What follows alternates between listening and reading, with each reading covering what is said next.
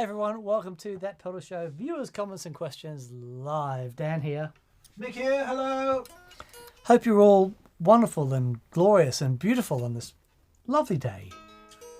So say all of us. Indeed. Tap into America!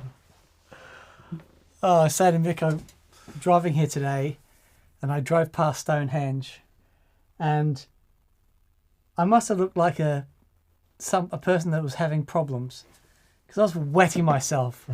Everyone's looking at it in awe and I'm by myself in the car crying with laughter and all I can hear in my head is, oh, this is amazing, so it's gonna follow this exact contours, is it, when we get the actual piece? What are you talking about? That this is a piece. What? It says here, 22 inches. Feet. You're not as confused as him. Hello everyone, welcome to Viewers, Comments and Questions. Internet permitting, we shall be with you for almost the next 2 hours. Taking questions from the Super Chats. Thank you for those of you who Super Chat. Thanks also to BV for moderating and being on it with reminding me to do things like start the podcast, which I haven't done. Yes, thank you, Start the BV. recording.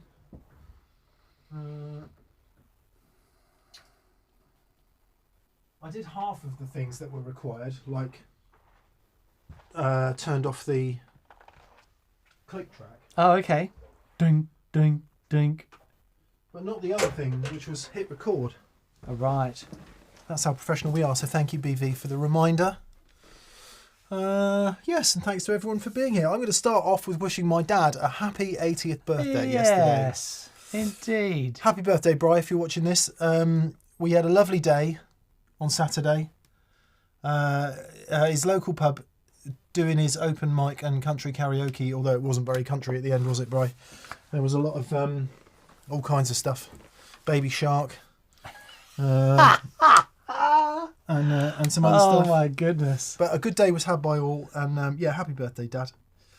80, eh? Yeah, congratulations, Brian. I should say Mr. Taylor. Yeah, not a flipping day over 79 and 364 days he looked. That's not true, actually. You never believe it. I'm going to show you a picture of my dad doing what my dad is really good at, among other things. So I went to Clinton Cards to try and get a blow-up 80. Right. But they didn't have any zeros left. So we managed 8. Oh, very good. Yeah, there he is. There's Dad. And then here enjoying a pint of beer. He looks good. He can put a tie on. Can you believe it? It looks very good. He's had a trim. To be fair, I think he's about 4 or 5 pints in by then, Dad, weren't you? But we had a lovely sing-song and loads of friends turned up and it was really nice. So that's yeah, happy brilliant. birthday, Dad. That's brilliant. Yes, groovy. So then, who have we got on this evening? Oh, Christopher Butler says happy birthday, Dad. Nice. Thank you, everyone. Vincent Bull says it's very quiet. Can you hear us now, Vince, or not really? The level meters are saying it shouldn't be too quiet, but It should be okay. It should be okay. yeah. How do we know? How do we know, Dan? That's the question. James Bless says, happy 80th, Mr. Taylor. Lovely. Michael Giliberto is on. He says he won't be able to live chat today, but wanted to thank you for all you do.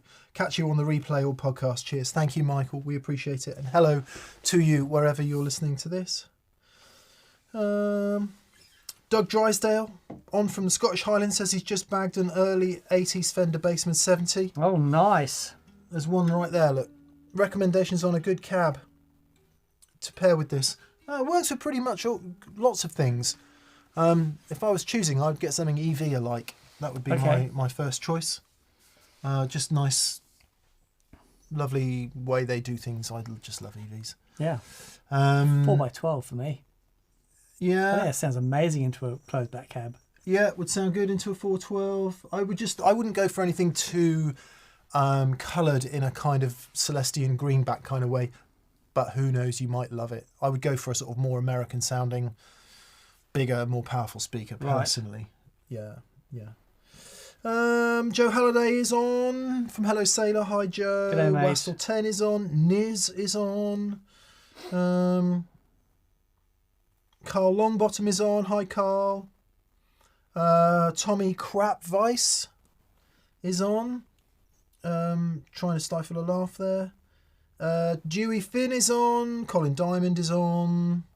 Jeff Harvey is on from San Luis Obispo, California. What happens there, Dan?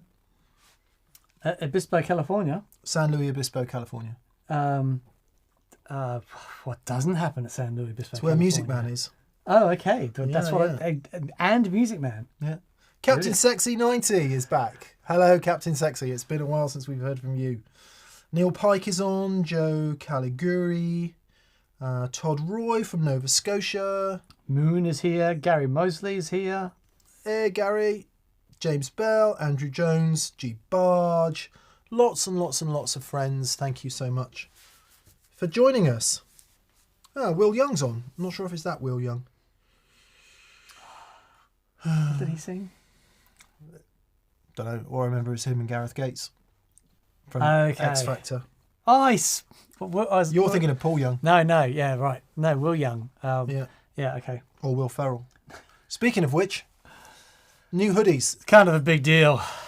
in Ron Burgundy. Dan, Many leather-bound books give us a twirl. and furniture that smells of rich mahogany. This is the... That Paddle Show Paddle Box hang on. hoodie. Okay, down. Look at that. There you go. Isn't that great? Reminds Hang me on, of I should the Wyclef Jean lyric. I should show my age and moonwalk up to the camera. Yeah. Reminds me of the robbery that I did last week. You don't have to commit crime in hoodies, but statistics show that most crime is committed in hoodies. Reliable statistics. They come in 3 colorways. These are the these are the pullover ones. There's some zip ones turning up in the next few days. But if you like your hoodies in the pullover fashion, Ron Burgundy, They're very nice. Midnight Blue, and Gloria Green. Look, they're very nice. They're beautiful. Very nice indeed. Zip ones to turn up. Available at that Pedal Show store right now. And 'tis the season to be wearing a hooded garment. Indeed. Either for crime or not for crime. My gas station says, nice. Does it come in black? I don't know. What are the hours? I will start with a tangent. I'll just turn the super chats off. Thanks to everyone who's super chatted. I'll just turn them off. I went to the... when Paul Reed Smith first did amps, right? We were there at the factory in... oh, God. My brain. Stevensville, Maryland. And they unveiled the amps, which just looked amazing. Grissom was there, demoing them. And the first ones came in that amazing fabric, in the way that Vi put the fabric under his gem. Oh, okay. Paul had put this beautiful fabric over the amps, and it was really beautiful. It looked amazing. Demo sounded great. Doug Sewell was there because he'd done a majority of the design. And they're just these things of art, right? Demonstration. Anyone got any questions? First dealer puts their hands up. Does it come in black? Oh, Won't be able to sell that. wow. Okay. Not that we're stuck in our ways as guitar players, eh? What have you been up to, Dan? You had a good week? Yeah, massive week, massive weekend, massive day. It's all massive. Right. Yeah, fun, but lots. Elusive. No. More detail? Yeah, so we announced the G3S last week. It's more round of applause. Very much. And that's been great. S for saucy. S for Sexy. sexy. G3 sexy. G3 sexy. It's for screens. It's got screens that you can write swear words on. Yes, 5-letter words. Yeah. you have to abbreviate all the swear words which have longer than 5 letters, characters. Yeah. Like blooks.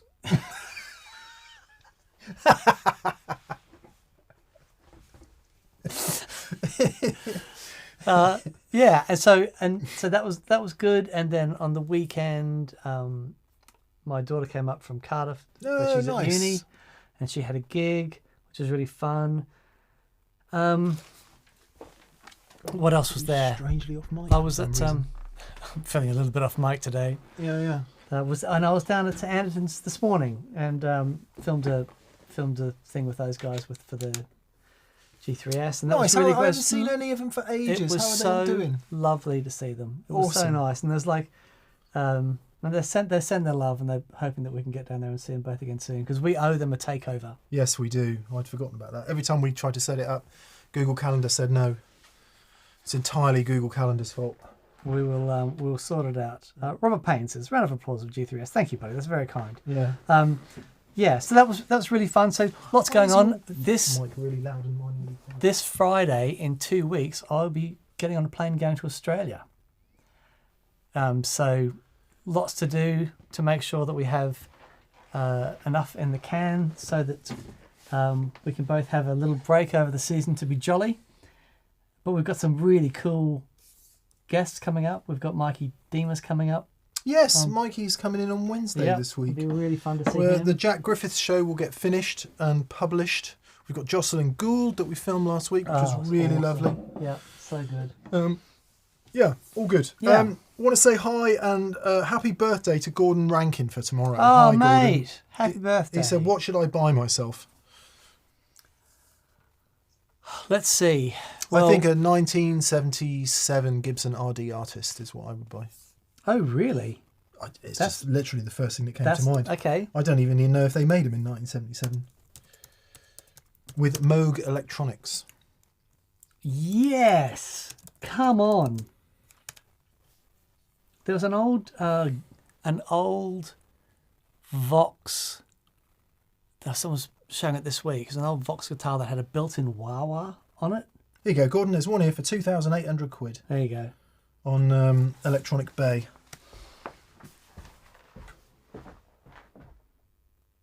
Look at that. If that doesn't take your fancy, And it'll only weigh about £14.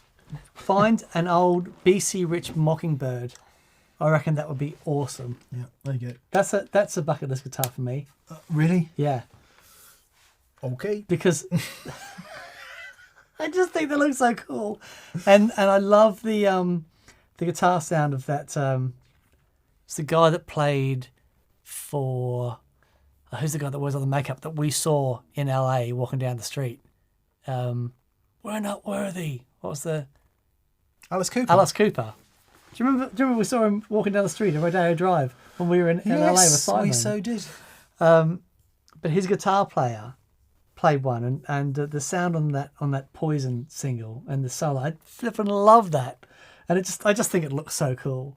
But the thing is, I will grab it and I'll see myself with it on, and I'll go, no, I can't pull this off. Got to get a V before we get into that level of Silliness. Yeah. Anyway, happy birthday for tomorrow, Yes, Gordon. buddy, happy we hope you have a birthday. lovely day, and take some time to not be bothered with life things. Right, Michael Giliberto, we've done you. Joe Halliday from Hello Sailor. Hi, Joe. Nice to hear from you, buddy. He says, hello, guys. Great show on Friday. Dan's new guitar stole the show for me, the Jag. We did a show on Friday called Welcome to the Jangle. Dan sent me a text going, are we going to call the show Welcome to the Jangle? And I was like, you just home run. I was due, to Yeah. be fair. I was due a bit of positive input, but It was a bit of genius, widely reflected in the comments. I have to argue. I would also agree with you, Joe. He says, "What a sound! I'm really interested to hear how they sit in a mix with the band." That Jag, it's not here. It's in the car. It's such a great guitar. I'm loving it. I played it today on the Anderton show. I'm playing that guitar every day. Yeah. I just think it. I love the feel of it. It's really beautiful. What's quite interesting is what we tend to do is set up the sounds, just get the sort of bass level with Dan playing and I'm running around twiddling knobs and stuff. And what became quite apparent in the video was that the Rick needed more. It needed more top end. It needed a different EQ balance. It needed because we'd both expected the Rick to be much brighter sounding, but actually it's pretty dark. And in the comments, a lot of people were saying actually the toaster top pickups are much brighter. Not in a bad way, by the way. I love the way it sounds. Massive thanks to Mark Kember for lending it to us. And I'm looking forward to playing it more if I can just get my fingers on that damn fingerboard.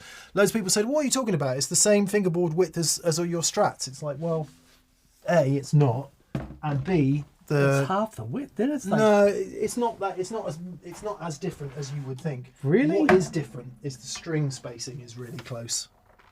Oh, yeah. Okay. I mean, don't get me wrong. It is thinner, but it's not. It's not. It's not as far as you'd think. No, it's not as much as you think. It's okay. probably, well, almost a mil, right. if not more, thinner. But actually, the string spacing is really tight. Okay. So. Man.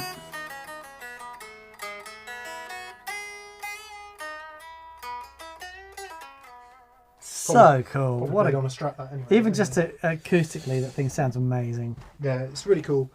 So yeah, Joe, be interested to hear what they sound like in a track. To be fair, you have heard them. You've heard so many Rickenbackers in so many tracks. Yeah.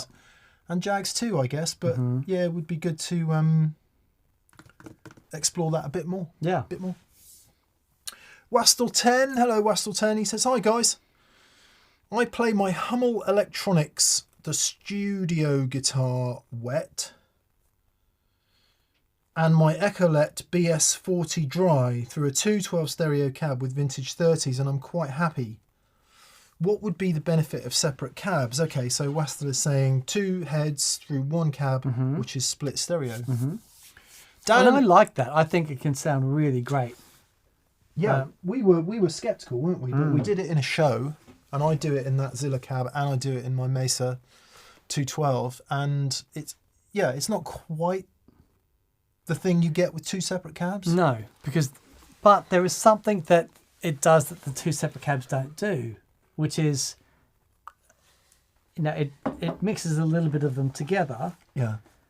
Which is really cool. The 2 separate cabs will give you more separation. That's really the only thing. I remember when I was a kid and there was a band playing at this shopping centre on the Gold Coast, and he had 2 of those cabs, open back, closed back on the bottom. At a shopping centre? Yeah. It was like, being Australia, the Gold Coast, every shopping centre's got a stage for a band. Oh, right. Oh, well.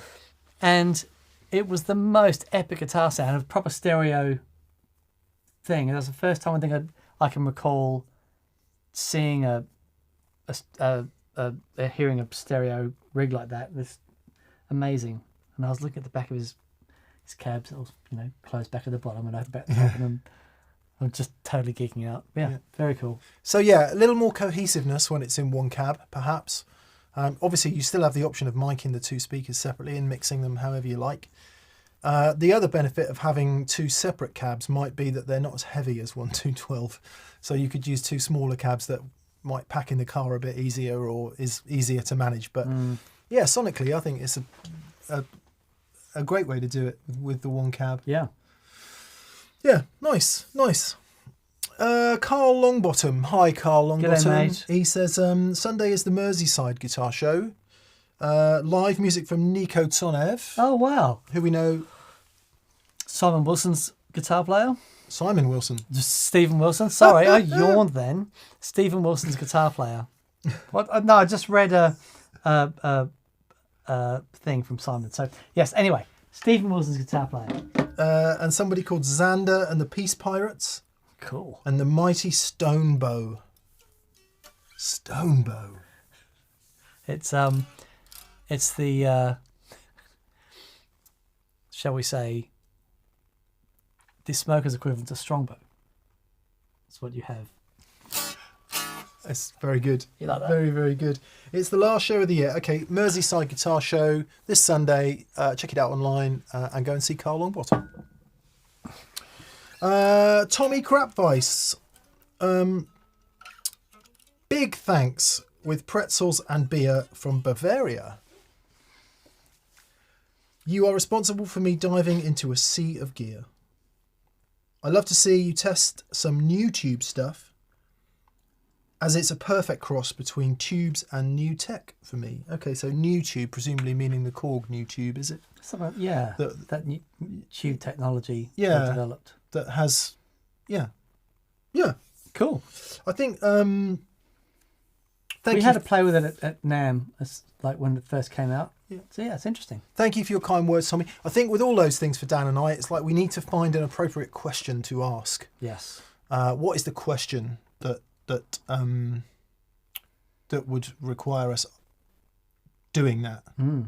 Because at this point it feels like, does it sound the same as tubes isn't the right question. Yeah. A, because no it doesn't, and B, because it implies, you know, like when we did the Klon and the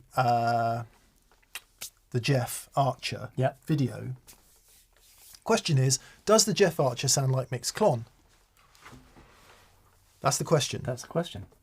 The answer is no, but then the implication that a lot of people took to be the implication is that mix is the best sounding Klon in the world. Can the Jeff live up to it? It's not the same question. It's not the same question. Totally. And it's not what we meant. Yeah. So, but when you ask those sorts of questions, you're immediately drawn down this rabbit hole of, does it sound like tubes because tubes are better? Yeah. And I don't know, we've all just got to get to a point where we say, look, the new tech sounds different and it's relevant because of this. And you might prefer it because of this. Our problem is it's relevant because of this and you might prefer it because of this. We don't have that. We still have a little guy that. in here. Yeah. But over here, Yeah. it's like, there's no one home. Yeah. And we'll get there. We'll get there. I'm sure we'll get there one day. Speaking of clones, big shout out to Josh Scott from this week for the most brilliant bit of pedal marketing that these walls have seen in many a year. Best I've ever seen. Yeah. The best bit of marketing I've ever seen. Yeah, it's incredible. Really, really brilliant. I want to know if he got a nasty letter from IKEA. I do want to know that, but it was, Josh and team. Well done. Genius. Yep, absolute genius. Well done. I did send him a message. Hope you saying sell 50 million of them. That was brilliant, and he came back. He said thank you. And no, it was so good. Yeah. Dewey Finn. Hi, Dewey. He says, I'm the owner of a Black Panel 67 Super Reverb. Yes, you are. Wow. It came with less than ideal replacement speakers. Is there a speaker you recommend? I'm leaning towards a GA10 SC64 Alessandros. Cheers. Having the same conversation with ours, which is not as flash as yours. Ours is a modern reissue. And they are... It never quite sounds right, that amp, unless it's absolutely hammering or really, really clean. Yeah. Anything in between, not so much. What's the trick that loads of super players use? They have two different speakers. They mix a ceramic and an Alnico. Oh, really? Yeah, I think I'm sure I heard Matt Schofield did that in the super of his. Last time I saw it had some Eminence Patriot series Screaming Demons or something in there. Right. Something like that. Yeah, I mean, you've mentioned Alessandro. Obviously, Alessandro has untouchable reputation for speakers and cabs and generally being awesome. So I haven't actually heard them. I can't pass comment. But yeah, if that's what you're leaning towards, then go for it. And no doubt they're optimized for that sort of environment. Yeah, I keep meaning to get into it with our super, but I haven't quite got the get up and go to. But the problem is you got a TS1 there that you just put on the floor and plug into. Exactly. It's like, why would you do anything else? But there are things that a nicely sorted super does that nothing else can do. At a level. Yeah. Once it gets going, it's because I remember we did a show with it and I was so taken with it. I thought, that's it, I'm going to use it in my rig. But I could never get it to the point where it was working. I think if you've grown up on things like 65 deluxe reverbs and, Black Panel deluxe and twin reverbs, The Super is such a different kettle of fish to either of those, even though it sort of sits in between them. Whether it's the Tens, whether it's the Alnico, whatever it is, it's so different because you can use either the Deluxe or the Twin, just to take those two, or a Pro for that matter, as a really great, clean pedal platform. Yeah. And they work great, you know, up to a point until they start overdriving. The Twin, happens quite late, but in the Deluxe it happens quite early. And the Super sits outside of that, I think. It doesn't react in quite the same way. However, I do think if you got rid of those Alnico Jensens and put in some ceramic something or others, it might take a step closer to it. Yeah. Dan loves Alnico speakers. I always love the sound of them when other people play them, but I find the top end response and something about the delivery, I struggle with it. It's not a sound. And that, to put context on that, my favourite guitar speaker is an EV. So that would probably explain that. What's in the TS1? It's the Two Rock TR1265B. What's that? Is it? It's a high power, large magnet speaker. Okay. That has something in common with that G1265 that Robin Ford likes so much. Oh, okay. So slightly higher resonant bass response, I think, even though it's a larger magnet. But it definitely, without saying anything else I don't know, what I do know is Jake, my friend Jake, came in the other day and we were playing Joey's signature amp. Yep. The TS1, he just bought a CRS 2040, which is flipping awesome, by the way. So like a 20 and 40 watt version of mine. Oh, man. It's so good. And we were comparing the EV cab with the Two Rock speaker, and the Two Rock speaker is brighter, more presence, and breaks up on the top end a bit more. Oh, interesting. Whereas the EV has that lovely soft top end roll off that it has. Yeah. And I have to say, for my own playing style and tonal preferences, I prefer the EV. Right. It's much more for me. Sure. You would prefer the Two Rock speaker, right, I think, because it's got. Yeah. I love it. Yeah. It's anyway, blah blah blah. Good luck, Dewey, with the Super. If you know somebody, or indeed if you are suitably qualified, just going through that and bringing it back up to spec and getting it all working. I mean, that's just what a lovely thing.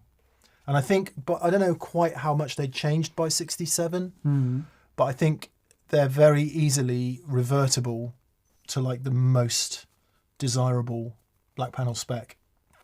And it might be that they still were by 67, but the way that works is that as CBS took over Fender, the amps changed more and more and more. Right. And the further you get away from the mid-60s, the more different they are. Colin Diamond. Hello, Colin. Hello, Colin. Dan, apart from a 6 a.m. start, how does your practice session work? Are you learning, practicing, or playing? P.S. I'm going to see the Brothers Landreth in Bristol. We'll see you there, Colin. Oh, fantastic. Okay. Right. I'm up at 5:30. I go training. I come back, and I'm at home at about 7:30. And I've then got half an hour, 45 minutes to myself. Coffee.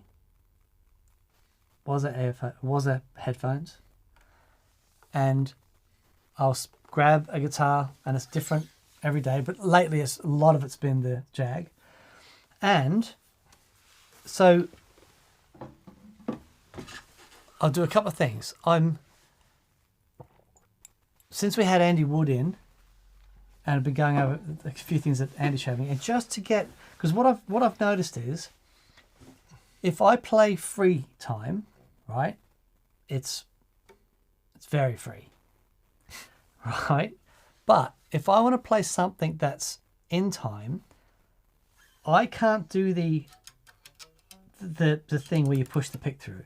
I have to have this going.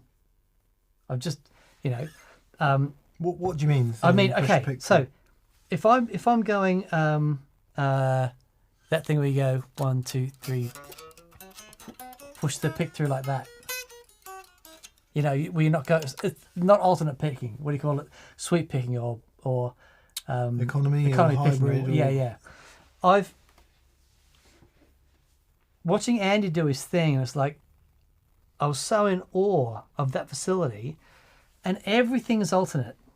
And what I find is, if I'm doing alternate, there's my tempo, and if I deviate from that even a little bit, my timing goes out the window.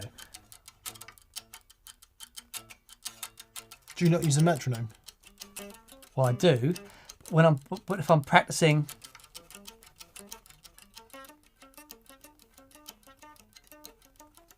if I'm just getting warming up my fingers, but it's all that. Getting that up and just alternate and keeping it as tight as I can, but then I'll stick on a backing track or go to iReal Pro and I'll work on some changes. It changes every day, and also depending on how much time I've got and how much motivated I am. But it is my favourite half an hour of the day because I've exercised, so I feel good. I feel the biggest thing I found is practicing before exercise and practicing after exercise. My head is so much clearer after exercise. Oh, interesting. And I can focus and actually get some work done. Nice. So that's a really big thing for me. And then it's just like picking a track and having a play. And what I find is there are moments when I stop and I'm working out, okay, well, what's going on here with the chords and working on some 2-5-1 stuff and blah, blah, blah. And then always at the end of it, even if I've got 5 minutes left, I'll just put a track on and just play. Just play and just have fun. But for me, even if I'm working stuff out, that whole process, I love it. Yeah. I have so much fun. Would you advise Colin to not sweat too much about what he's going to do and just do? Absolutely. Yeah. So absolutely. Just whatever you want to do in that moment. If there's a song that you really like that you want to work out, if there's a melody that you hear and go, oh, how do I do that? If you wake up and go, oh, there's this really beautiful chord, what would you play over that? Whatever it is, just do something. Just do something. Yeah. If you do something every day, honestly, in 3 months, you won't believe how much you progress. And I'm really feeling it now. I'm 52 now, and I've kind of got that balance with my own practice thing where I feel like I'm actually making some leeway. I don't know if he said it to you, but he said it to me, and it's been reflected in the comments. Joey said he can hear the work you're doing. Really? Yeah. Ah, that's very kind. And that is just by way of saying, don't focus on the result. Focus on the system. So do what he said. Just do a bit every day. Yeah. And if that's what you want to do, just do a bit every day and don't worry about the result. Yeah. Put the result to one side. Yeah. And yeah, because the result will be improvement. Absolutely. Yeah. But that's not the goal. That's not the focus. It's just being in the moment with the guitar and so like at this moment, what do I feel like I want to do? Mm.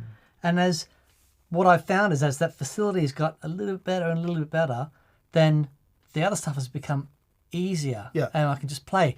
Oh, I was at Anderton's today, and I'm so used to playing in here, right? And because we play with the amps where the guitars and everything are interacting.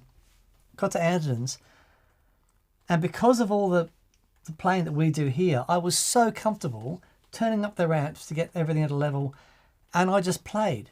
Yeah. And it's like, it was so much fun. It was like, but that's all because of all the stuff that we've done, and it's just like, oh, this is flipping ace. Yeah, he came in, he was properly buzzing about it. So yeah, it was really, really fun. Yeah, good luck, Colin. I hope you find something that works. Joe Halliday again. He says, I'm going to have to second Carl Longbottom here. The Peace Pirates are awesome. The lead singer, Keith, has a hook for a hand. I can't even play guitar with two hands. Truly inspirational. Brilliant. Nice. My mum got married again recently. Where is this going? And Congratulations, Mum and Jeff. So I'm going to leave it there.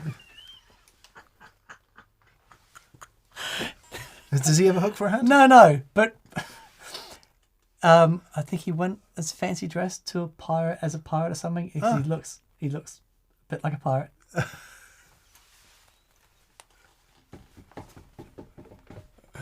Anyway, there's a pirate joke I'm trying to remember.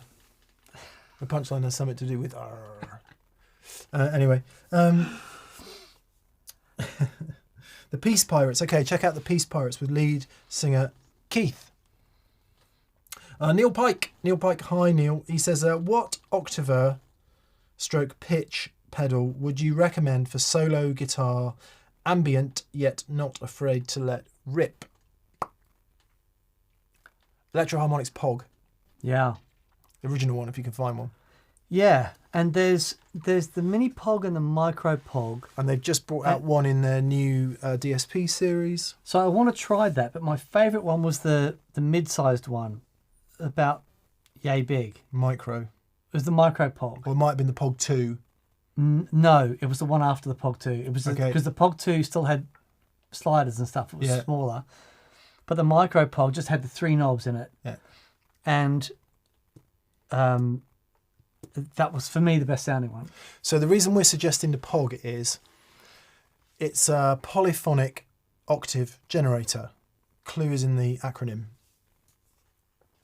And you have control. The original one, anyway. I have one of the original metal ones, which I don't regret anything. Oh, they're amazing. But I do wish I still had it. Mm. So you had 2 octaves down, 1 octave down, 1 octave up, 2 octaves up, and then you had detune. You could detune those, so you'd get that effect, plus some other stuff.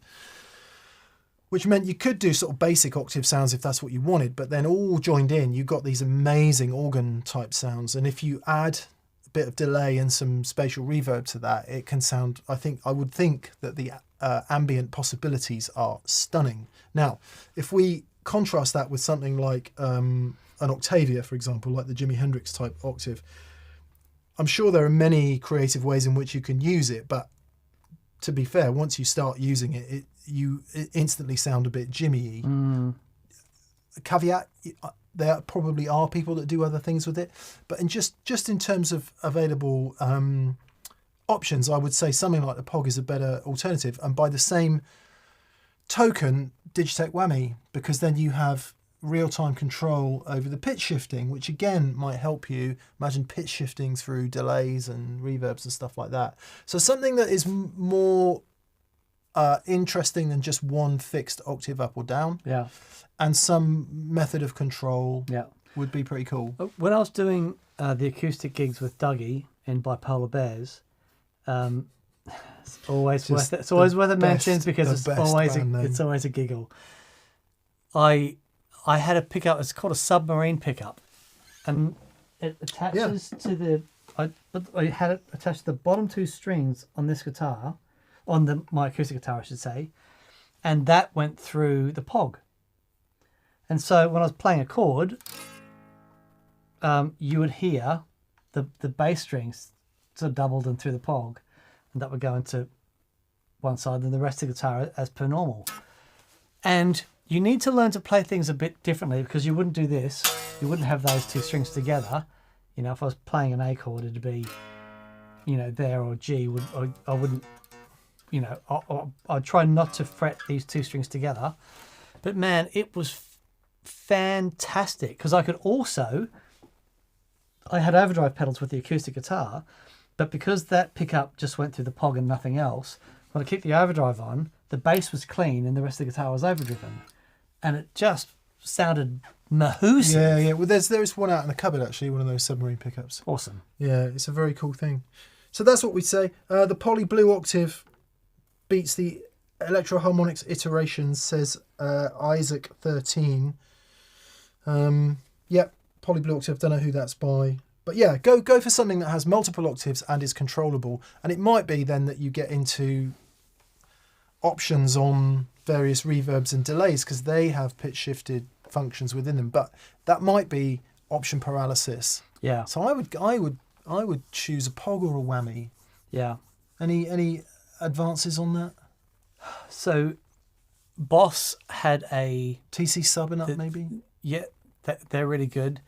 So the latest Boss OC, was it OC? 6 probably now, is it? Or 5? I think it's OC5, and it's very clever. So it would let you pick the strings, I think, which would be doing the octave. I mean, I don't know how it does it, but John Smith had one on his board when he came in, and it was the way he did it was like super clever. Yeah, that was split going brilliant. to a different amplifier. So that's another really good option as well. Todd Roy says, Robin Ford fascinates me. He's not just because he's great, but he's playing stellar these days, better than ever and so inspiring. I totally agree. And Todd wants to know, will he come on the show? We were talking to Robin just recently about coming on the show. Little bit of a roadblock getting him here to where we are, and so if we're going to do him, we'd probably need to do it somewhere else, and we need to find somewhere appropriate to do it. So maybe in the future. At the moment, it's sort of fallen over, but these things, they always start with a conversation, and then sometime down the line it might happen. Yep. I sincerely hope that it does. We are all fans. Right.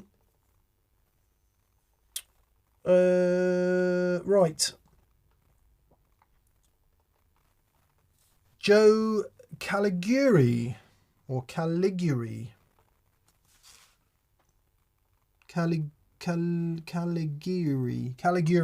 Joe. Sorry. He says, exotic RC boost pushing my Vox AC15, and I love it. Yep. Great combination. There you go. Nice. Speaking of jangly guitars in rock settings, says Fuzzy Pedals.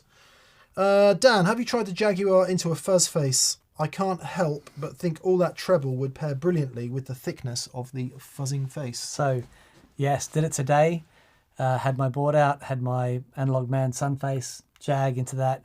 I've got it on a momentary thing. So I'm doing a song in the rehearsing a song up for the new band, and we're doing what's it called? Frame by frame. Oh, okay. And it's got that and so I've got the fuzz face on a momentary thing, so I've got the Jag and it's just awesome. Oh, wicked. It's so good. So But what, yes, G3 does that, does it? Yeah, it's what you can put the foot switches on Stompbox mode. You can have them in all these different sorts of modes. One of them is flash Stompbox, Okay, so nice. it just goes on, so you can just tap it. It's That's really cool. really fun. That's really cool. But yeah, it's the Jag and the fuzz thing is really cool. Seems like we might be gearing up for a fuzzy show. I hope we're still on the air. I seem to have a message on the screen over there that doesn't look very promising, but No, yeah, people are still. yeah, we're still on. Yep. There was talk of Jay Mascis. Got an email from Jay Mascis's people, and I was thinking about how that would work, because we'd have to be in like Yeovil, and he could be in here. Let's see what we can get to. Yeah, I think getting him in here would be a long shot, but it would be great to talk to him. Sorry, just talking about fuzz offsets, I immediately go to Jay Mascis. For obvious reasons. Cheers, lads, says James Bell.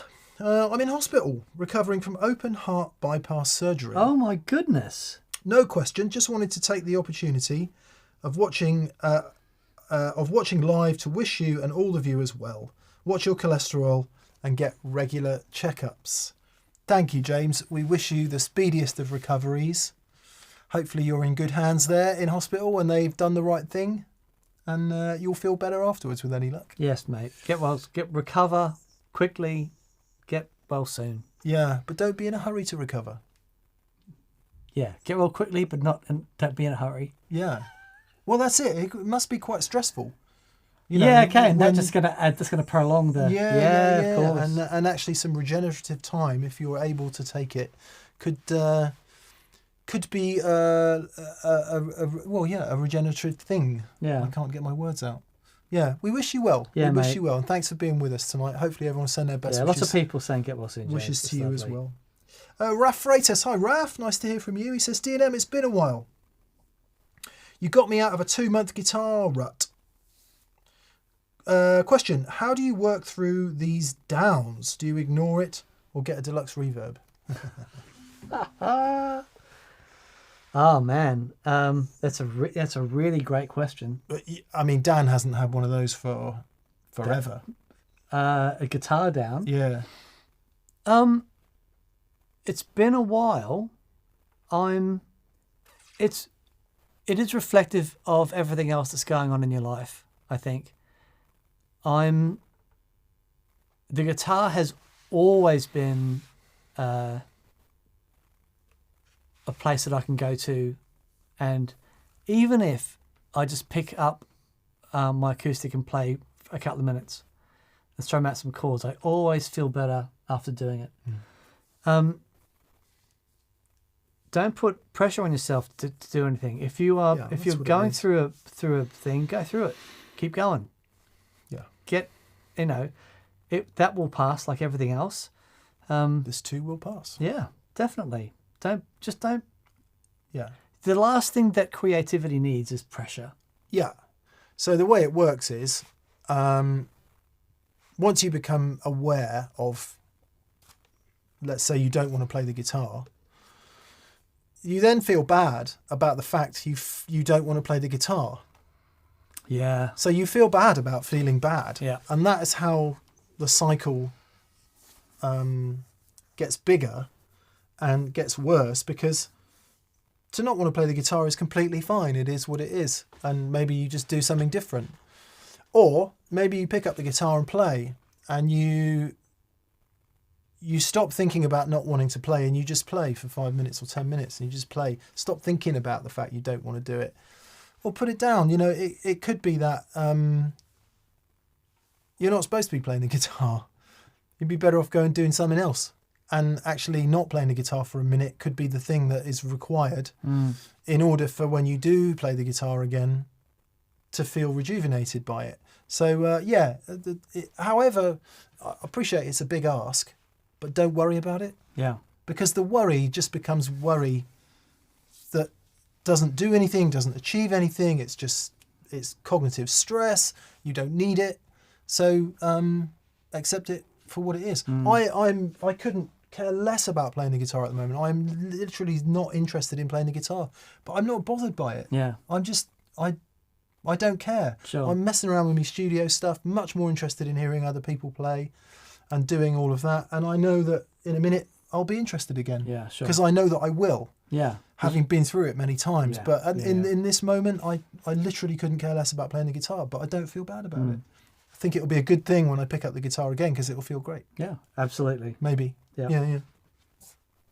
Anyway, we wish you well with that, Raph. Yeah, mate. William Young. Had the privilege of seeing Queens of the Stone Age last night, and they blew me away. Everything was perfect. Who are your favourite artists that, like Queens of the Stone Age, have perfected a sound that can only be them? Much love from Will. Oh, wow. Okay. Biffy, for me. You go and see them live, and it's always emotional. It's just awesome.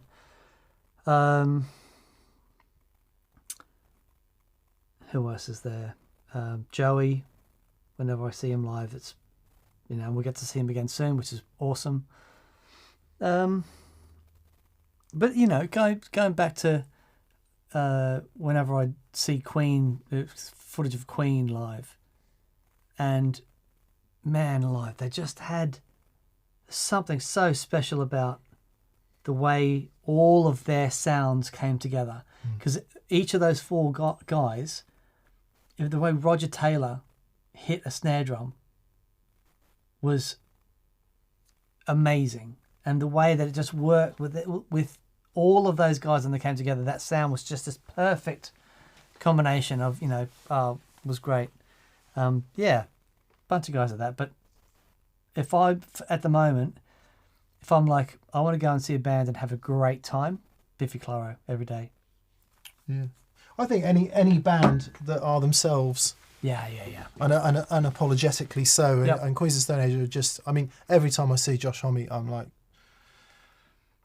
he is so the real deal. Yeah. He really is. He was so the real deal. He was absolutely brilliant at the Taylor Hawkins tribute concert. Yeah. Yeah, so that's art, isn't it? It's doing what you do unapologetically and for the art and for no other reason. And there's a bunch of artists that are in it for that. And anyone who's in it for that, I always enjoy it, regardless of genre or style. Yeah. You know, it's like, okay, I can feel what's happening here. Yeah. Just trying to think of a specific example. I don't go to many shows anymore, actually, because like big arena shows I don't tend to enjoy because the sound is always not great, depending on where you're sat. Yeah. Did we talk about the sound of the Roger Waters gig? You said it was unbelievable. It was the best live sound I've ever heard. Yeah, so it's nice to know that it can still happen. Yeah, it was loud. Yeah. But far out, it was, I think with those stadium gigs, they've got to be loud. Yeah, well, yeah. It's an obvious thing to say, but there's a way to mix. Anyway. Yeah. But yeah, it can still be amazing. Yeah, I don't know. A couple of acoustic guitars and vocal harmonies just every time is going to do it for me. Right. Or a groove, or like a serious groove. Yeah. Anyway. Lotties on a Tuesday. Yeah.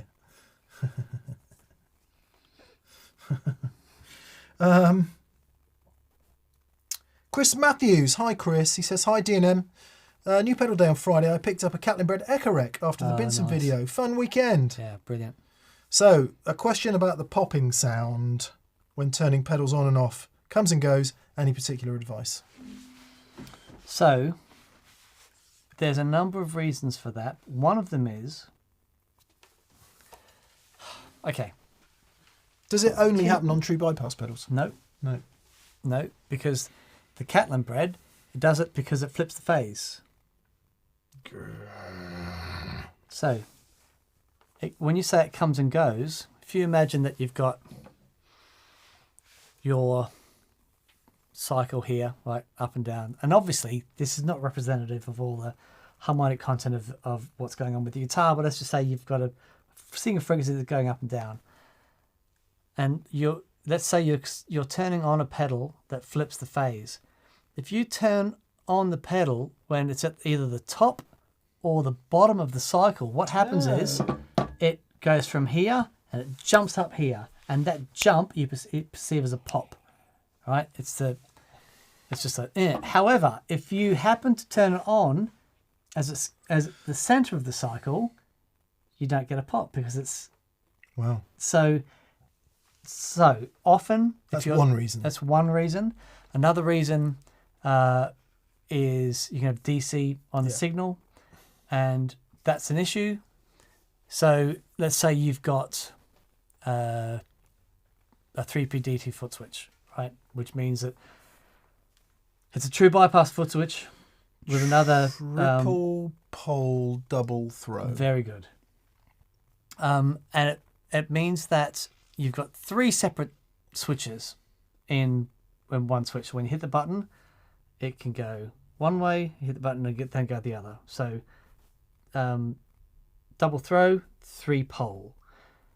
Now, if you've got DC, what happens is as the switch is traveling, so remember, as a switch, you're connected to the circuit, and there's an earth reference there. When the switch is floating before it connects up to the other one, that in that travel, that DC can cause an offset. And as the switch connects again, that DC gets a reference back to ground, and that's the pop. Okay. So it's why sometimes you get these old vintage pedals and you switch them on, they go bang. That's really annoying, but you don't necessarily want to touch them because they sound so good. Yeah, you don't want to muck about with it. Yeah, it's a thing that... and would that happen even if they were in a loop switching device? So if they're on all the time, and the loop switching device is giving them reference, then it should sort it out. However, if the thing is leaking DC and that's going into the loop switcher, depending on the way it does it, then it can be an issue. It depends on the way that the switcher is doing it. Okay. But it can, in a switcher generally will be less of an issue because the switcher will give some sort of reference generally. So, yeah, it's rock and roll, and we just put up with it. Is that what we're saying? No, you need, so, all right. Okay. Grab a meter, a DC meter, and on the output, plug a cable in, and on the output on DC, it should read 0. Like we get a volts on there, like a millivolts, and you shouldn't have any voltage on there. But if you do, that is what's causing the problem. And also, another thing to be aware of is if you're plugging into an amplifier and you've got DC on the input of the amp, that can also be a problem because, again, if when you click the pedal on and it's open circuit and then the DC from the amp is being read basically, and that causes a DC input offset and it goes bang. So, it's a bit nerdy, but the popping phenomenon of pedals is something I've been looking at for a long time. And Todd Roy and Planet Ross both saying if they switch the pedal on and off a few times, it goes away. Yeah. So, is that because there's less chance for the DC to build up? No, it's because the pedal already has reference, and what would happen is if you left that pedal, let's say, so one thing a lot of designers do is they'll put a 1 meg or a 2 meg resistor, and so it's got at least some sort of reference to ground. Now, if it does have any DC on it, it will take a while for it to get back to 0 volts, and that might take 30 seconds or whatever. If you bang the foot switch and it's got an earth reference in there, it can help, normalize it. Right. But what can happen then is when you go back to the other position, if you've got leaking DC in there, it can float back up again. So, yeah, it's a massive pain. Yeah, I sort of put it in the same bag as RF with single coils. It's like it's part of the game. Yeah, it's okay. Have a listen to I think it can be annoying, but have a listen to Satisfaction by the Stones. And once you hear this, you can never unhear it. So the guitar part, and he's using that old FZ1A fuzz pedal, and he's playing in the verse and stuff, and he gets to the chorus where the riff is, and listen, you can hear him go clunk and turn the pedal on, and then the riff comes in. And it's like, and it's really loud. It's really loud. But so what am I saying? Yeah. It can be a pain, especially with compressors as well. Oh yeah. But don't let it take the joy out of playing. There are things that you can do about it, and it might be that you can take it to a tech and they can put a bigger reference in there. I'm sure Gordon Rankin will have some input. Zoot Allure, hello Zoot. He says, D&M, as we here in the US give thanks to all the good things in our lives, this is the ideal to thank you for your inspiring guitar wisdom and most of all, wonderful tangents. Oh, thank you, mate. Thanks, Zoot. Yeah, Thanksgiving in the US. It's funny, we don't do it here, so it always seems to creep round quite quickly. And I guess that's what Black Friday's all about, isn't it? Yeah. Yeah. They've got on the end of the holiday weekend. Although Black Friday seems to start in October now here. Yeah. You're starting in March before soon. Yeah. Anyway, thank you, Zoo. And to everyone who celebrates Thanksgiving, hope you have a lovely week and you see family and all those things.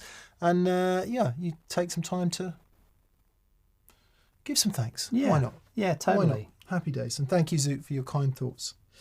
BT, who I don't think is my dad. Those are his initials. Yes. Hi guys, long time fan here, says BT.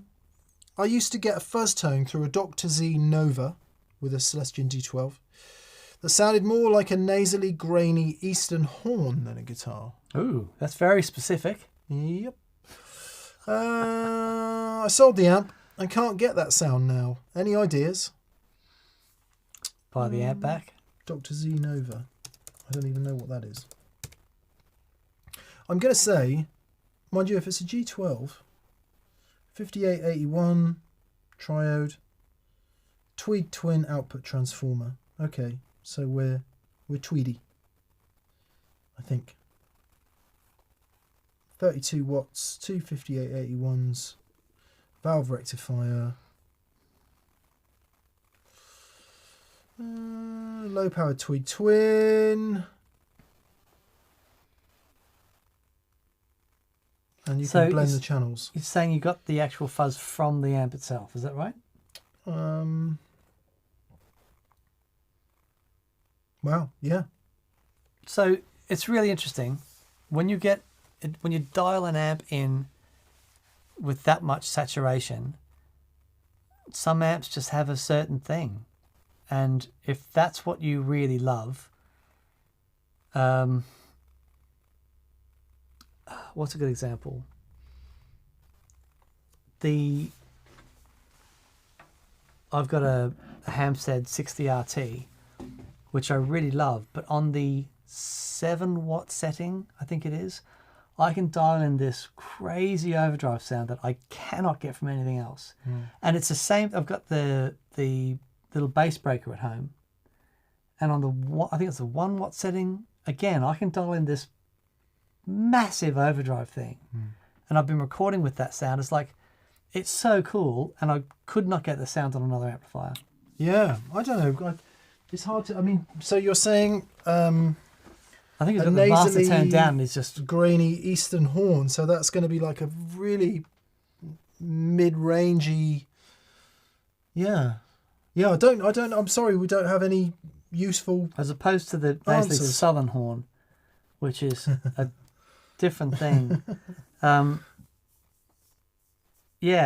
thing is, if that's what you love, if that's a sound that you really love,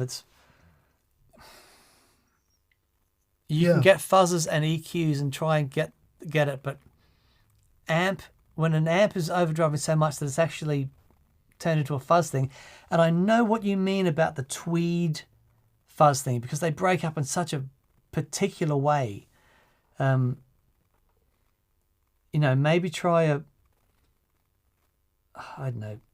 maybe try a Tweed OD.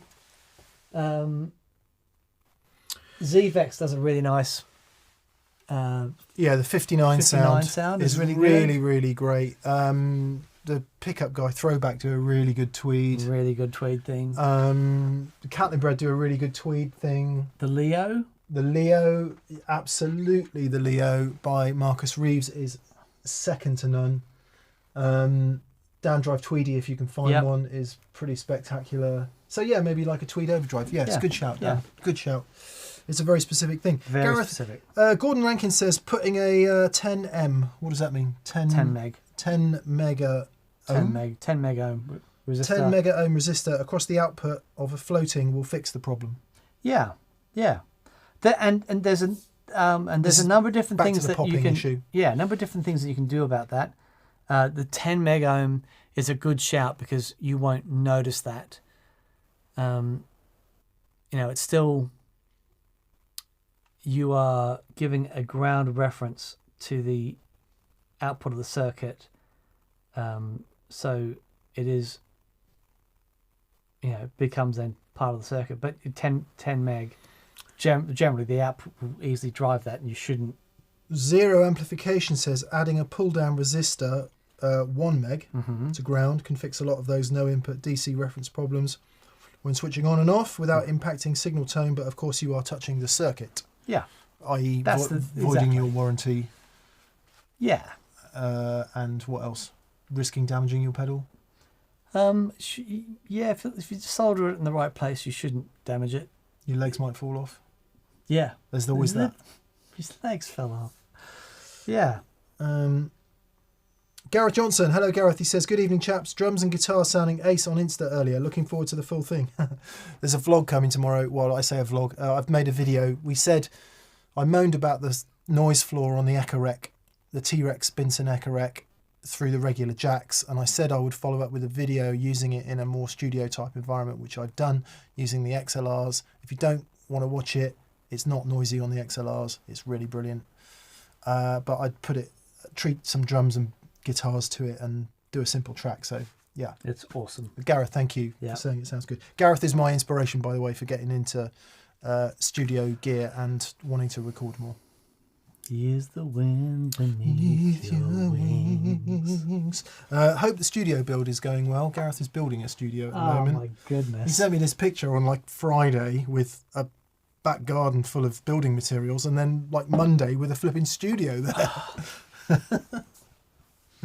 Yes. Good.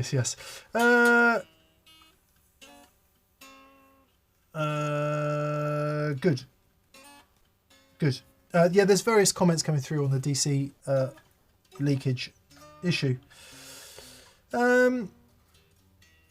Legends says Rodrigo Graspari. Nice to hear from you, Rodrigo. He says, I'm also reading Fast and Slow. Thinking Fast and Slow by Daniel Kahneman, I think. I was thinking that Mick would like it. Yes, I've read it. Nice to know that Dan also came on board. Your comments make me feel like I'm in a book club with you guys. Very good. Yeah, Thinking Fast and Slow. It's I've done a bunch of philosophical reading, some psychological reading, and this is more maths and logic. Mm. And the three things together do a really nice triangle. Right. They're all saying the same thing. Okay. Just with different frames of explanation. Okay. And yeah, it's a brilliant book and quite scary in parts as well. Thank you, Rodrigo. Yeah, thanks, mate. Albus Band, Aaron. G'day, mate. He says the Boston gig has been cancelled. I wouldn't worry about it though. It's not a big college town. We're cancelled here. D&M, at this time of year, I give thanks for you tonehounds and ask, what's your favourite type of soup? Oh, okay. I got two. When I first Three. met my wife, winter in Sydney, she would make this carrot and ginger soup. Carrot, garlic and ginger. Oh, man. We're at Manly Beach and it'd be cold outside and you could see the surf and stuff coming in, and we'd be inside all toasty warm eating this carrot and ginger soup and with this toasted sourdough. Magic. Nice. Mine is definitely a fight between number one, clam chowder. Oh, come on. I think it was. Or Is that maybe a it was soup? a general seafood chowder, which I had in a restaurant in Chesapeake Bay or thereabouts with Paul Reed Smith once. Okay. So I remember that as a pretty amazing sounding thing. Lovely. Amazing tasting thing. And then also, I'm a big fan of mulligatawny soup, Oh, yeah. Come which on. is like curry soup. Yeah. Beautiful. So either of those soups. Nice. I mean, most soup is good. And it's not really soup, but like a well-made consommé. What's a consommé? Clear broth. Oh, okay. Very chefy. Right. Yeah. Soup is... How good is soup, man? Soup is fantastic. Yeah, what's yours, Aaron? Well, let us know. BT. Again, for context, I got that sound with a Strat. Front pickup. Damasio Cruiser that Timmons uses. Yeah. Full tone 69 fuzz into a dirty amp with an EP booster in the loop. Okay, so now we have a bit more information. Yeah, so the 69 fuzz is obviously doing part of it. EP booster in the loop is doing more, and it could be that EP boost is doing something quite interesting in the loop, depending on the relationship of pre and power amps. Mm-hmm. So you'd have to set up another amp that's got a loop with that same thing and see if you can get close to it.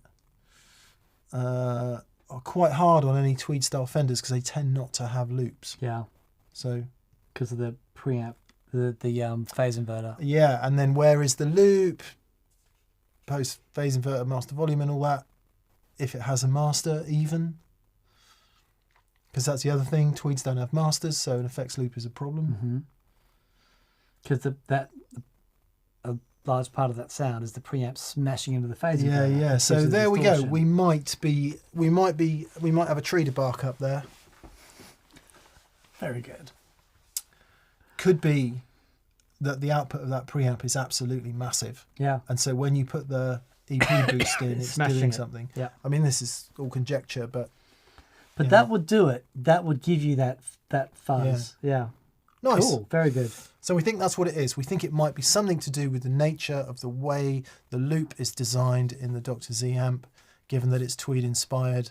Maybe the output from the pre is so high it's really just, yeah, maybe. And of course the 69 fuzz up front is going to give you the fluty thing in the first place. Yeah. Beautiful. Mateusz Gimizinski. Mateusz Gimizinski. Poland. He says, hi, I'm considering buying the Walrus ARP87. What other fairly simple delays, multi-delays, do you think are worth purchasing? Much love to all the TPS family. ARP87 is a fantastic shout. It's really great. Yep. Obviously, it's digital, but whenever I hear it, I always think it has characteristics of analog delay. Yeah. Because it's so warm sounding. Yeah. It's really nice. So let's see. You've got Halo. the Anytimans Halo, the Keeley Anytimans Halo. Amazing. I mean, it's a very specific thing, but it does quite a lot. Yep. Also, you've got... Boss DD200. Yep. Bang for buck. It does so much. It does so much. Where's it gone? Diamond Memory Lane Jr. If you can still get If one. you can still get one. However, the Valbrook delay is space Space-time. Valbrook Space-time. Space time. And let's not forget, blooming Boss are absolutely on one at the moment. Oh, yeah. DM101, the multi-analog delay. Yep. And what was the other one they brought out? The 202, the Space Echo type one. It was the RE202? SDE 3000. Yeah, and the RE202 though. And the RE202. Yeah, so Boss yeah. have got the SDE 3000 dual digital stereo, the DM101 which is dual analog, and the RE202, all of which stellar. Yep. And Absolutely stellar. the DD8 Yeah, is very cool. less of a do-it-all.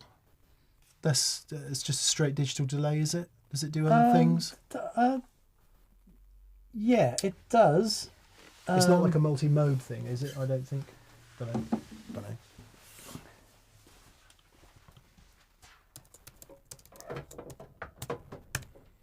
It is. Standard, analog, tape, warm, Oh, reverse. Wow.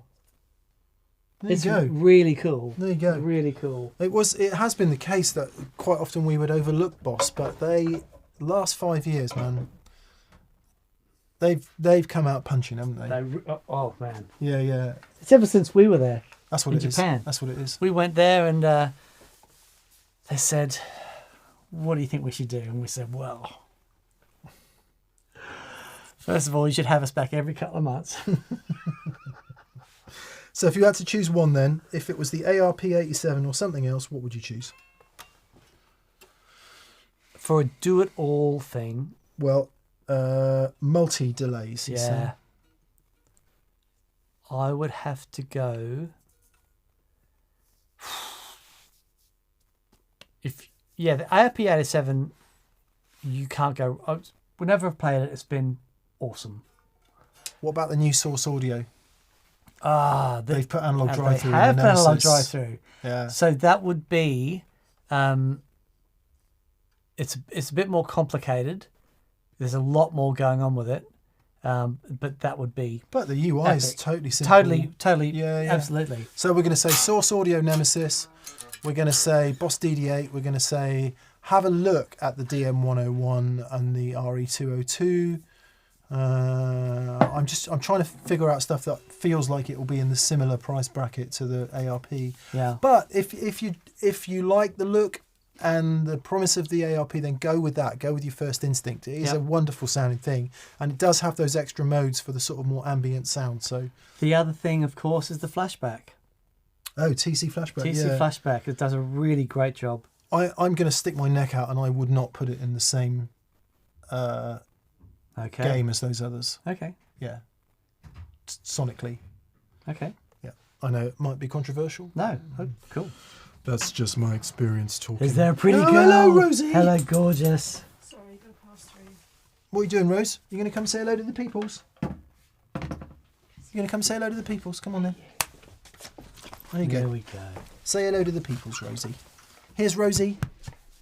Fresh from a haircut. Oh, she wants to go and see Dan, obviously. Should we do a swap? Come on then. Oh, there we go. I'm boring. I'm the discipline giver. I know. I missed you too. You turncoat, Rosie. You want to remember I who get to walks see her you and once a feeds week. you. Hey, pretty girl.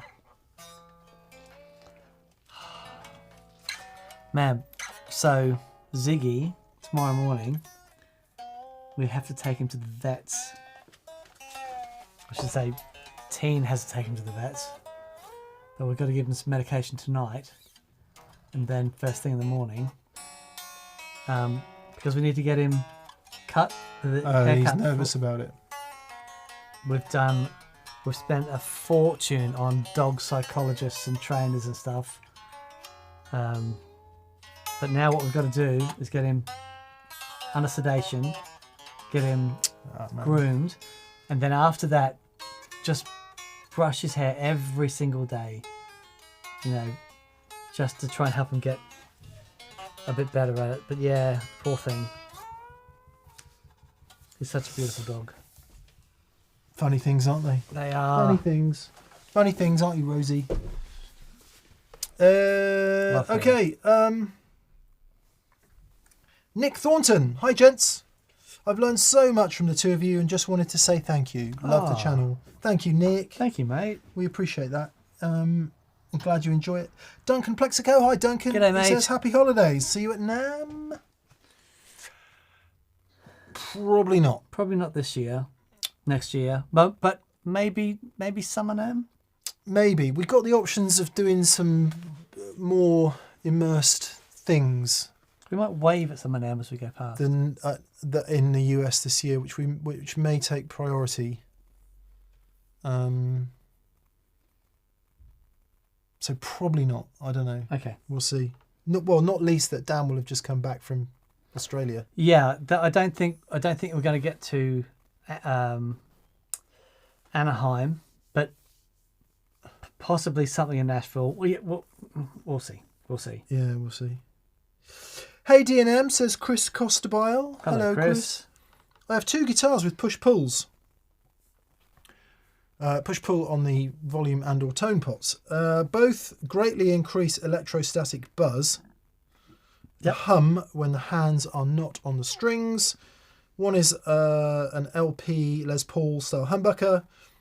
My other electrics aren't nearly as noisy. Any ideas? Well, yes. Yeah, because you're turning the... So I'm imagining that's not coil tapping, that's coil splitting. It'll be a coil split, yeah, And probably. You are changing from a humbucker to a single coil. Yeah, so the way a humbucker works, one of the coils is wound reverse polarity with relation to the other, and that's how it bucks the hum. So if you remove one of those coils, your hum comes back. That's it, isn't it? Yeah. It's as simple as that. Yeah, and when your strings, when your fingers are on the strings, you part of the ground circuit. That's an important thing.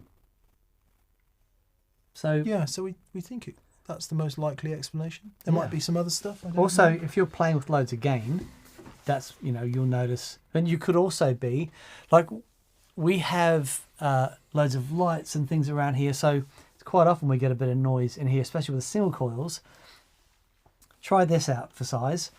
When you get that noise, move yourself in a 360 degrees thing. I shall do it for you here. It can go. meow.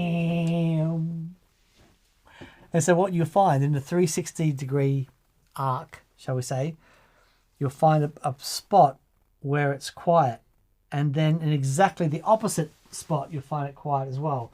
So that's where you have the best RF rejection from the magnetic stuff of the pickup. So I did in tomorrow's video, you'll see it if you watch it, where I'm sat at the desk there recording the guitar and I have to get on the correct plane, otherwise the RF with the Strat is undealable with. But then it almost completely disappears when you're in the right plane. Nice. Yeah.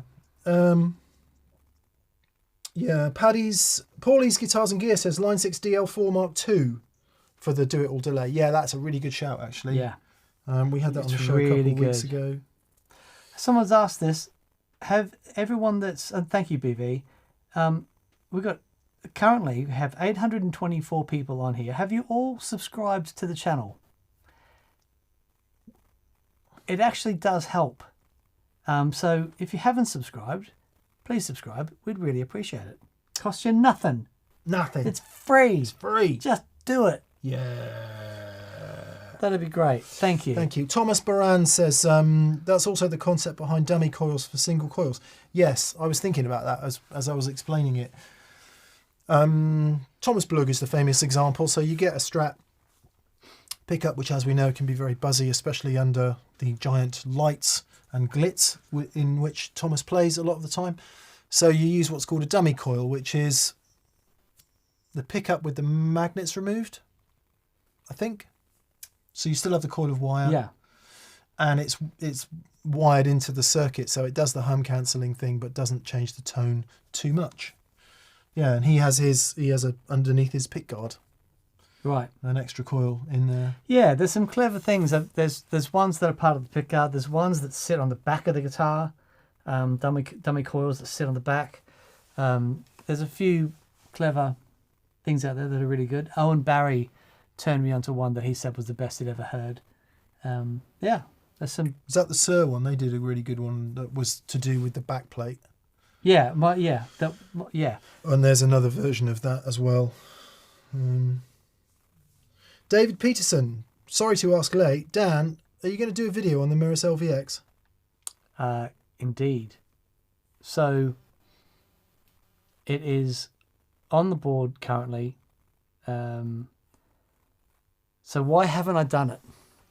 Because I've been in two minds about it. What it can do is extraordinary. But currently, I didn't need any of the stuff that it was doing. What I needed was a really simple, great sounding delay. Now, when I found the Otto Machines BIM, it was like, okay, this is the simple delay that I need. Simple. Yeah, well, it's just a stereo ping pong thing, and I've got that in the same loop as the CXM. And on my expression pedal, I've got the mix control of both of them mapped to the expression pedal. So when the expression pedal's on in its heel, there's just a little bit of both, and then maximum that's like the maximum I'd ever use, and it works flipping brilliantly.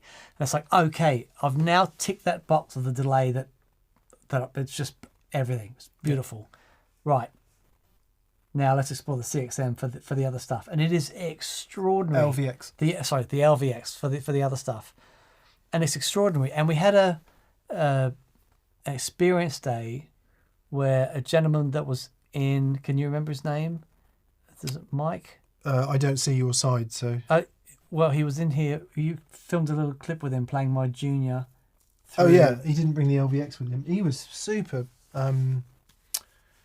Simon, his name was, I think. Simon. Super creative guy. Incredible. But definitely left or right brained, whichever one is the one that copes with things like LVX. Right. And I am that may or may not be true about the brain thing, but he was very comfortable with it. And in a way that I could never be. And the sounds that he was pulling out of that thing over the road, I'm just like, this is absolutely awesome. So yes, I'm on it, and we'll do a video. What I needed was a reason to dig into these sounds. And now with this new band happening, and the first 4 songs written, it's like, okay, there's some things I want to explore here, and I've already got a couple of sounds out of the LVX that I'll be recording with, and it's truly epic. So yes, we'll get a video done on that. Bruce A. Black says, how about doing a show on switches? I know you do the gig rig, but you're all objective, and it would be great to see things from basic switching all the way to the ones with MIDI. It won't happen, Bruce, because the gig rig is Dan's livelihood and his business. If the gig rig, and I'm going to say this on his behalf, wasn't absolutely hands down the best switcher you could get, he would redesign it. So there would be, for reasons practical, objective, and entirely non-objective, that video probably won't happen. Yeah. We wouldn't suggest you buy any other kind of switcher for all the reasons you could list here. Thank you. That's very kind. Look, there's some really great stuff out there. I think it has been asked before, and it is hard to do, because I don't know anything about other switches, to be honest. I only know what goes into the stuff that we do. So,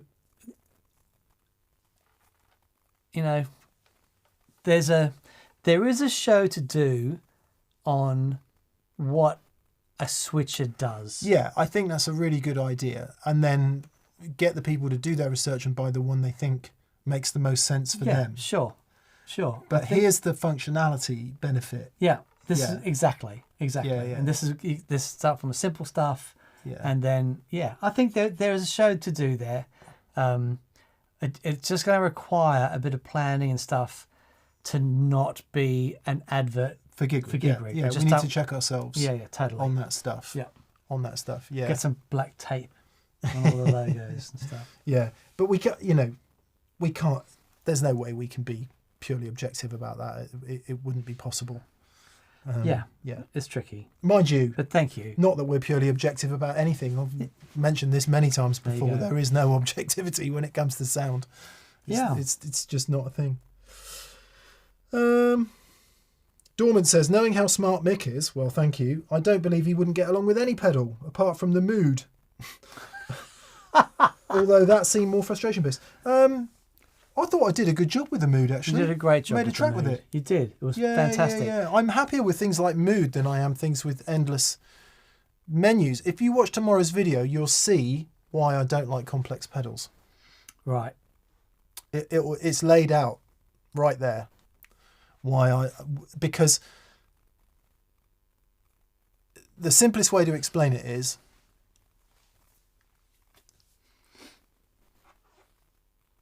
if you have limited choices, you're forced to be creative. Right. You have no other choice. Which isn't to say you can't be creative with a more complex device. Of course you can.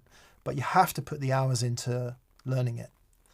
Therefore, you need the motivation to putting those hours in. I have neither the hours nor the motivation. So what you need is a reason to get into it. Like, for example, exactly. When we were doing the Andy Timmons gigs and getting all the sounds and stuff together for that, and we had a reason to dig into it, and it was brilliant fun, and we filmed it, and it was great.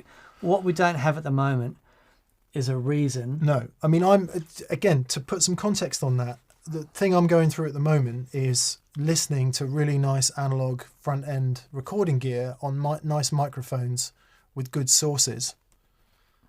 And I'm currently in a frame of mind that says, just don't need to muck about with that. There is no need to mess about with this. Having the joy of getting that sound, which of course is really old news for a lot of people who've recorded for a long time and are completely used to it. I'm not. It's new to me. I've only ever recorded with, I don't want to say lesser, but not that different.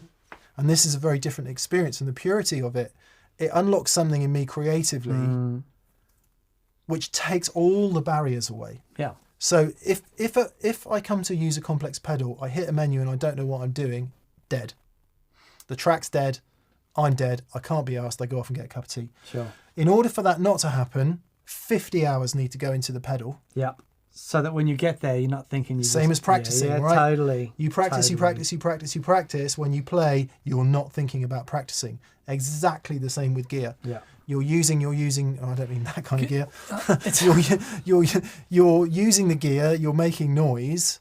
The minute you have to start thinking, Yeah. dead. Yeah. And it's why Session over.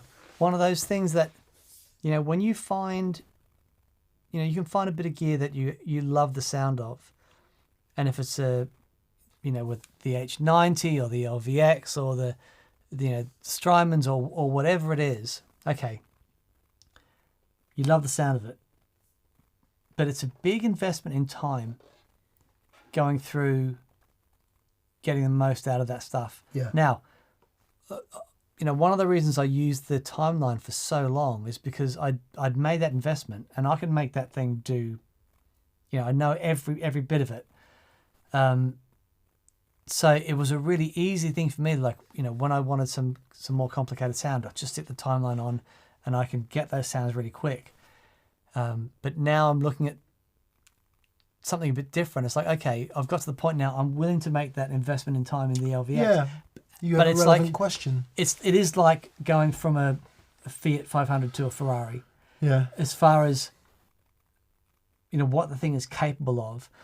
However, the LVX gets rid of the H9 on my board. Yeah. It gets rid of any of the digital programmable stuff that I was using before, because it's all in there. It's not just a delay. It's you've got all your pitch shifting and harmonizing and stuff, but it has analog drive through, and it's great. So yes, all that to say, yes, we'll be doing a show on it. Yeah. We'll be, Nick's going to go for a cup of tea. No. I'll be as interested as everybody else. I just, I probably won't be much use. I'll just try and ask the vague, relevant question. Sure. See how well you really learned it down. Okay. It is though, and I know we go through these phases in our musical journeys, don't we? And I think again, I'll use the word rejuvenating again. It is rejuvenating to go off in that direction and explore that, and then come back and go off in that direction. And that kind of difference in approach, if everything was the same all the time, it would be tremendously boring.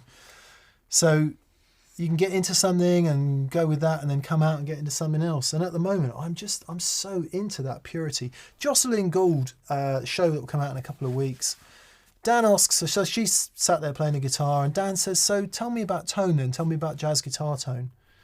And she then talks for about 20 minutes on the position of the guitar, the angle of the pick, what nail polish she's got on.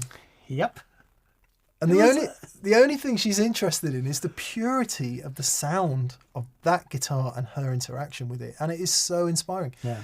And I was very inspired. I left that feeling really inspired. Me too. Yeah. And I've said to Dan for ages, I'm still trying to find a note. That is still my quest, is to just find a note that's pure and involving. And just to top it off, the LVX puts an axe through that for me. Right. Because I can't think about a pure note because I'm thinking about menus. Sure. Yep. Sorry, I know. Yep. I'm Totally. I am over egging this particular pudding, but yeah. Very good. Yeah. Very good. Yeah. Okay. Todd Roy says Jared James Nichols apparently has a dummy coil Oh, for his P90. for his P90. Yeah. Yeah, that would make sense because he's a high gain dude, isn't he? Or He's a high gain dude. He's does play some an game. absolute beast of a guitar player. Yeah, no pick at all fingers and far out, man. It's amazing. So, I think I've mentioned it before. Kinman pickups in Australia. Kinman guitars make these pickups, like really wonderful stacked hum cancelling single coils, and they do this awesome P90, which I remember James Bain having a bit of an issue, and he ended up using the Kinman P90, and it's brilliant. But P90s in particular are very susceptible to hum. Yeah. Apparently there's a Hays Code in films. The Hays Code in films forced directors to do all kinds of creative stuff because of all the restrictions imposed by the studios. Same kind of concept. Okay. Interesting. Yeah. Wow. There's I can't remember what the famous quote is, but there is a very famous quote, isn't there, about simplification.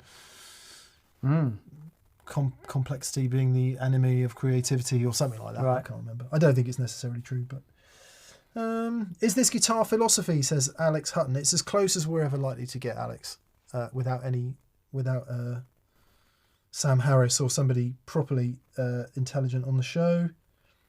Dormant says, seems fair, all about the motivation, but never thought about you not being able. I won't hear it about you guys. Yeah, thank you for that. When I see what Mick can do with software, it blows my mind. There is no question of Mick's ability to navigate that stuff. It's not about that. It's about motivation to do it. Yeah. Because if we had all the time in the world just to sit around and play with this stuff, then that would be one thing. But, Mick's responsible for getting the shows out and the production and all this stuff. And it's like I said before, the investment in time to get to grips with this sort of stuff, unless you've got loads of free time and you just want to have it play, it's like, and you just don't have that. So there's got to be a reason to do it. Yeah, I'm always very careful about saying I don't have time, because we all have time. There is time. You just have to choose to where you invest to devote the time and to prioritize it. And I guess my time is prioritized in other areas. Absolutely. Yeah. And if I do get a couple of hours to sit down and play guitar, I want to sit down and play the guitar. Totally. And quite often I won't plug into anything. I'll just there is there is no better sound than this.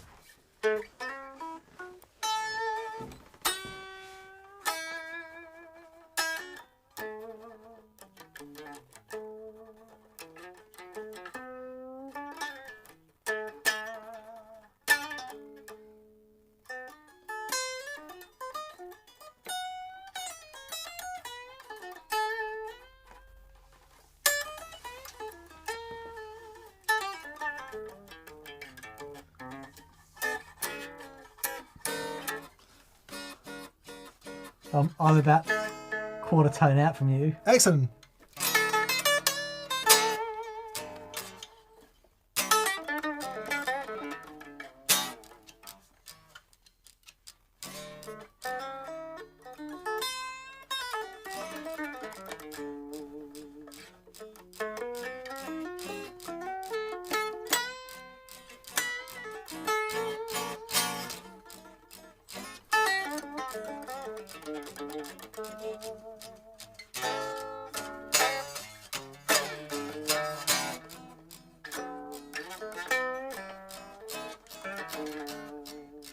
Oh, there we go.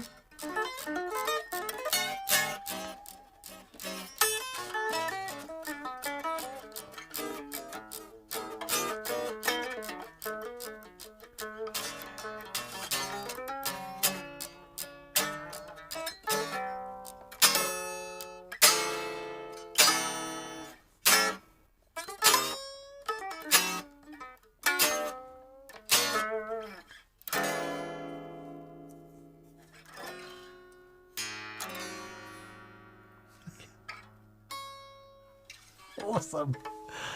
Very, very good. Yeah, it's a really wonderful sounding thing. So funny watching.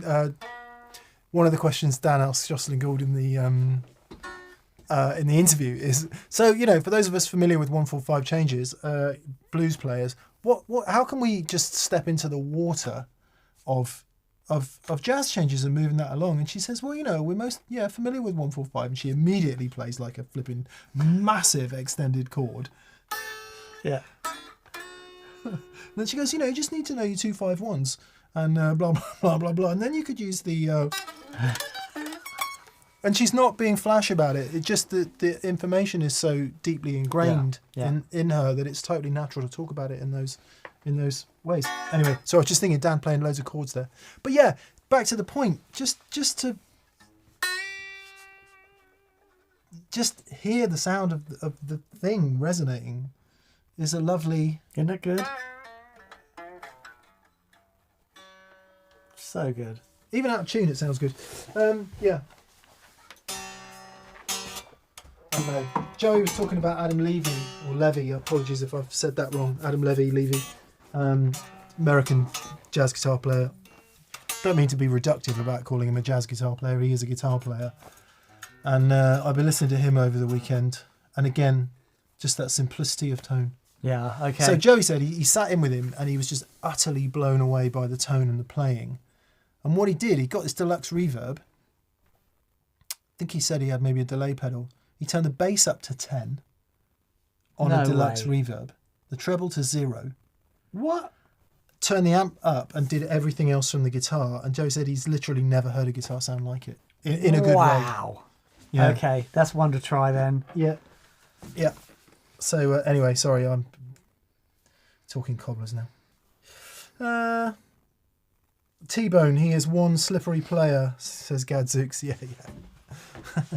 So funny listening to T-Bone Walker after all these years. Yeah, right. Doing all that stuff. Mm. And he inspired B.B. King, for God's sake. Wow. Yeah. Good. Okay, I think we'll probably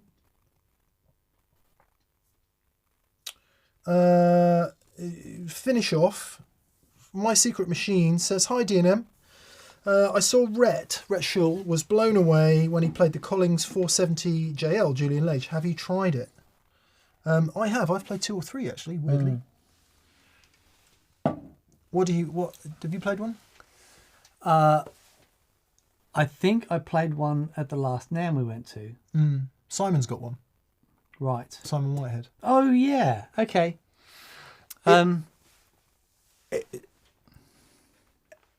Like many Collings guitars, this one in particular seemed impossibly hi-fi. Right. Like such a refined fidelity in the sound of the guitar that is a bit arresting. Yeah, but that's him all the way through, though, Is it? right? Because his touch it's quite unique.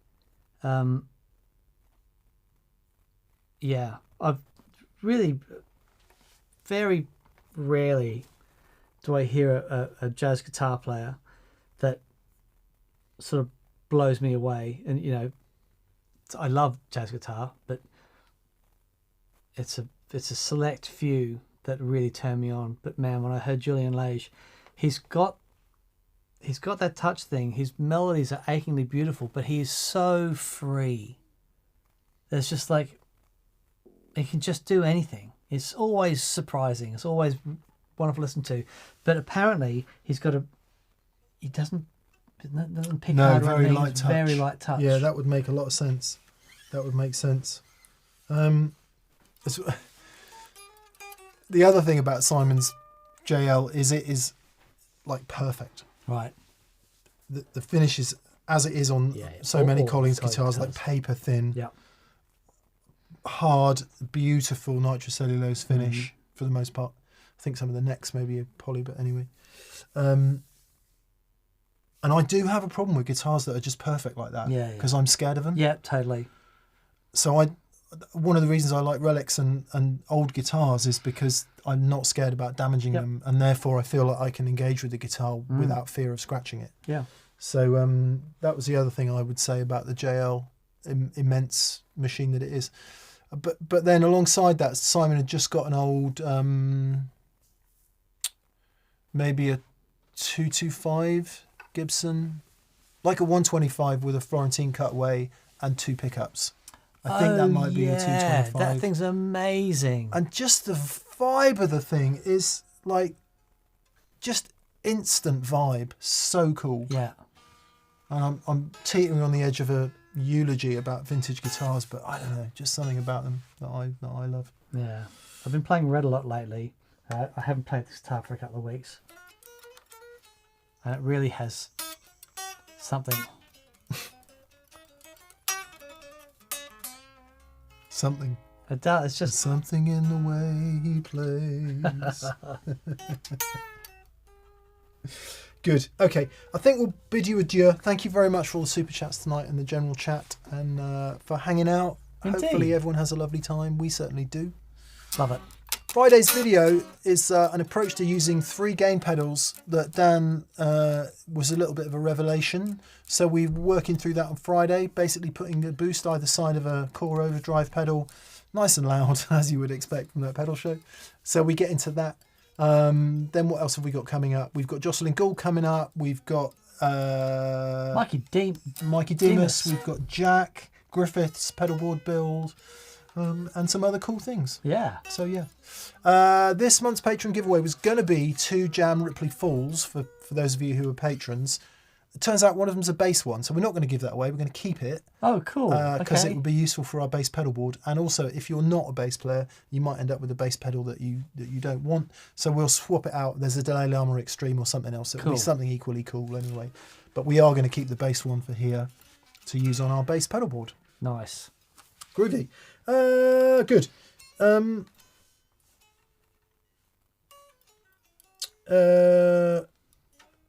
Roasted O'Hara says, I know you probably don't have time, Mick, but a True Fire blues lesson would be awesome. I have done a few, to be fair. I did the Robin Ford one and something else. Right. Yeah. I think he's suggesting you do one, isn't he? As in... Oh, yes, he is. Yeah. Oh, God, no, I wouldn't have the guts to do that. I'd point you in the direction of Robin Ford. I would love to see you... Who else has done one? Somebody else. Anyway, there's lots of good stuff on there. I'd love to see you do... I want Doyle to do one. Yeah, but I think you've got something very... I'd love to see you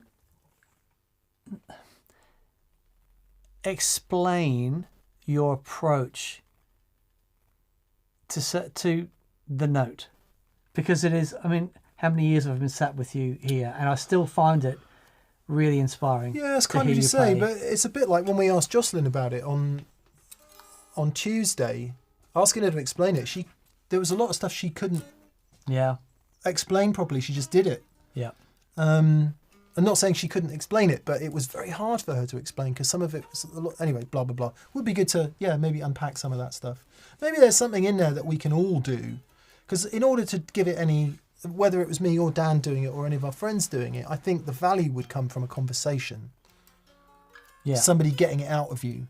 Trying to, because I just wouldn't know where to start. But anyway, that's very kind of you to suggest, and that's very kind of you. Groovy. All right, people. Thanks for being with us. Thank you to BV, as always, for moderating and just generally being awesome and supporting the TPS cause. We are eternally grateful. We'll see you all Friday. See you all Friday for more fun. Groovy. You know what to do, Dan.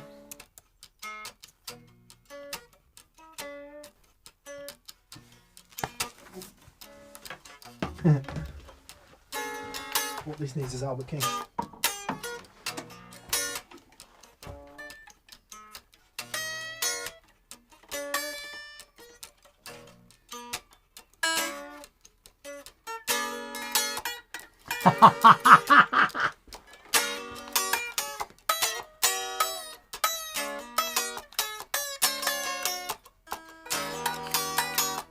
For those of you listening to the podcast, that won't make any sense at all. Anyone watching, I've turned into Doyle Brummel.